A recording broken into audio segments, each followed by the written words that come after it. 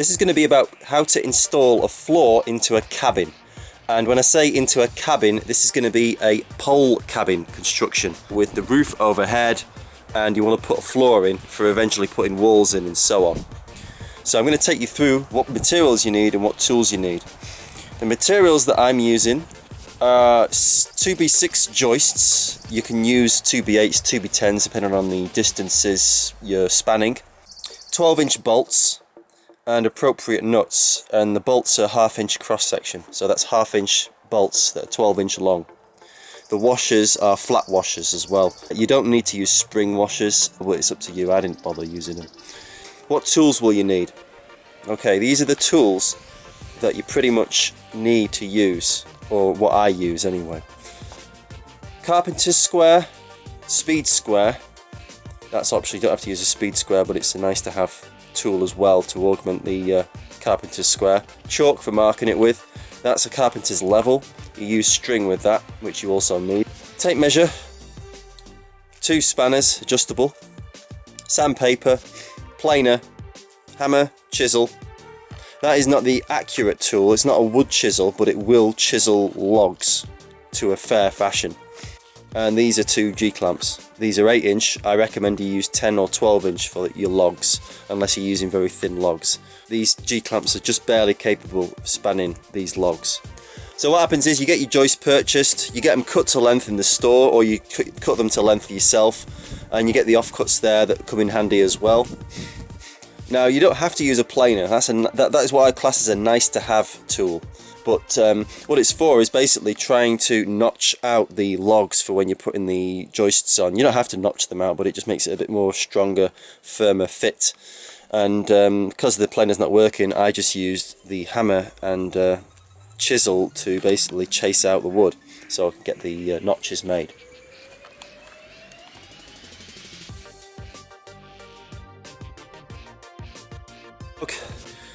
Okay, the story so far. What I've done first of all is with this, I've got my I've got this double joisted.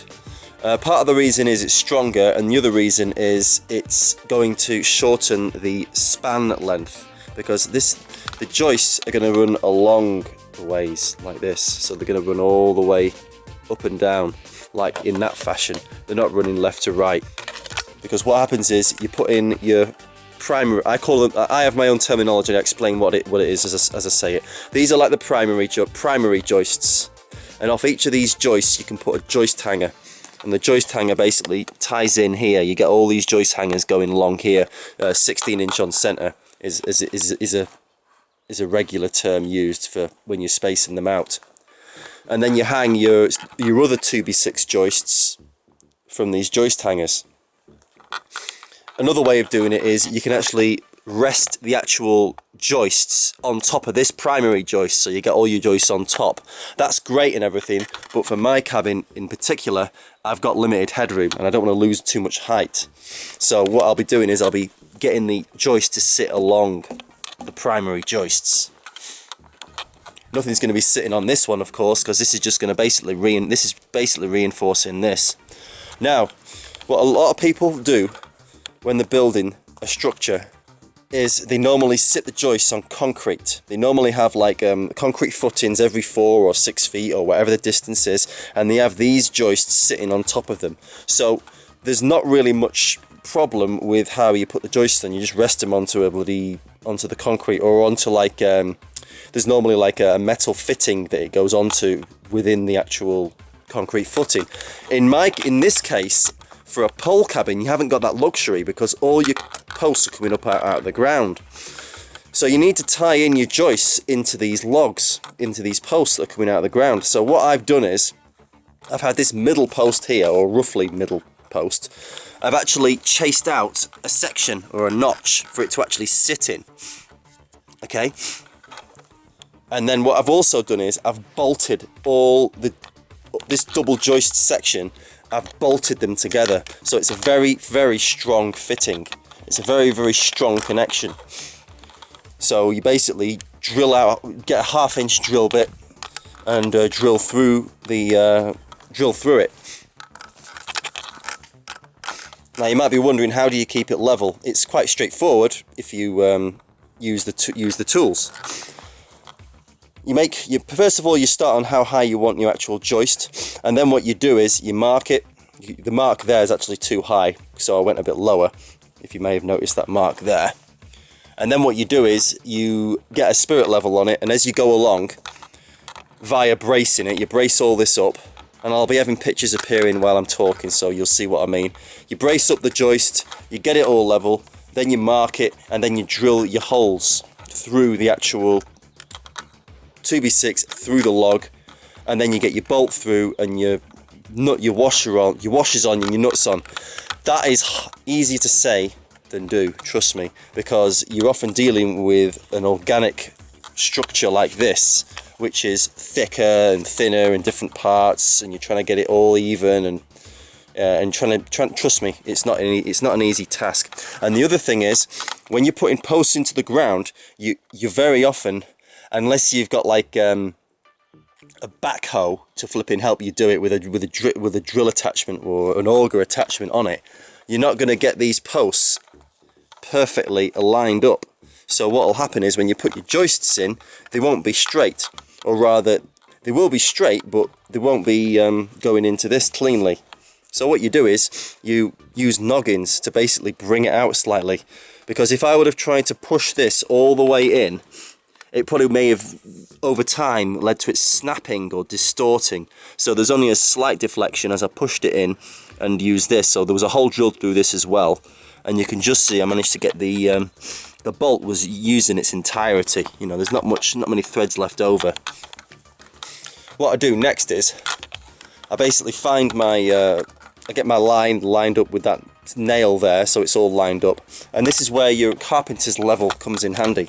With your carpenter's level, you can do fancy things like you can find what the level is off here and then mark it on here. Although we'll do a speed square, probably do the same thing, but with the carpenter's level you can fine tune it with that spirit.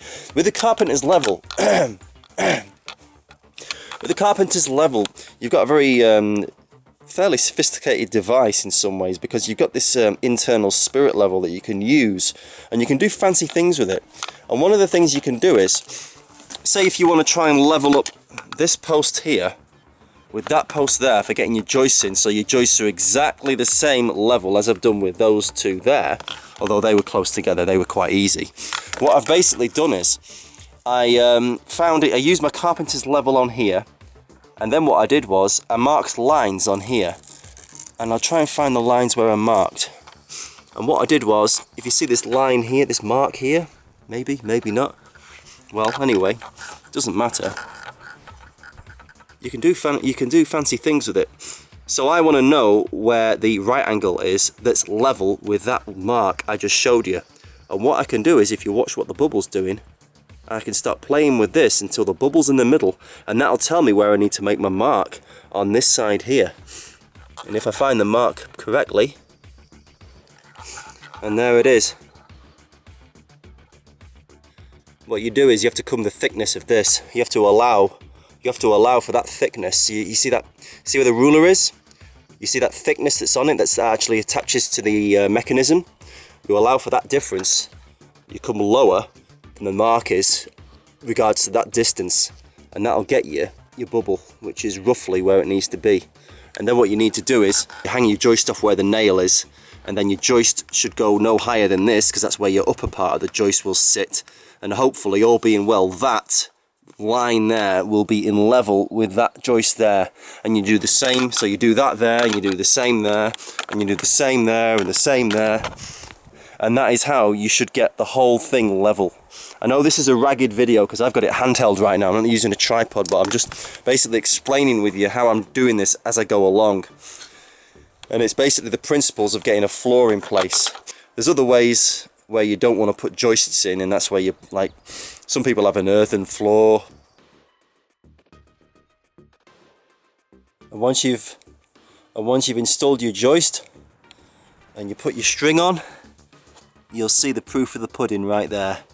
That is bang on level with the joists on that side. and so I know that this joist here, on this side at least, is level. And all I have to do now is do the same on that side, and we'll see what that side is like. I think it might be slightly too high, but we'll soon find out. The same story here.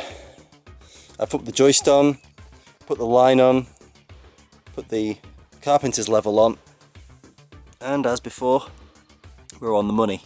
So this is now ready to be tied into the side of the posts, here and here.